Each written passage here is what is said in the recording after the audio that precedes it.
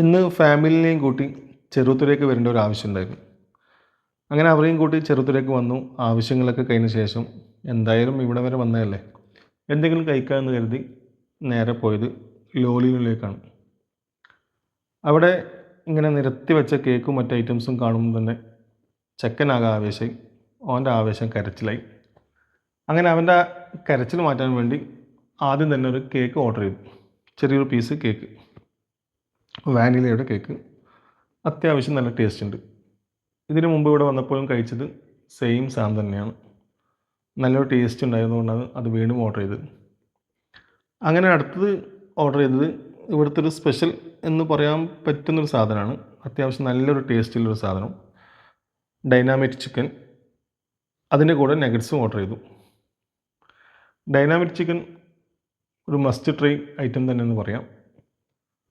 മറ്റ് സ്ഥലങ്ങളിൽ കഴിച്ചതിനേക്കാൾ അത്യാവശ്യം നല്ല ഒരു ടേസ്റ്റ് ഇവിടെ ഫീൽ ചെയ്തു. നഗറ്റ്സും മോശമില്ല, നല്ലൊരു ടേസ്റ്റ് ഉണ്ടായിരുന്നു.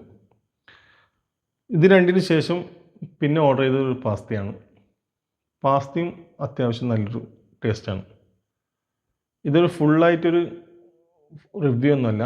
ഇതിൻ്റെ പോസിറ്റീവും നെഗറ്റീവും ഒന്നും പറയാൻ മാത്രം ഞാൻ ആളല്ല.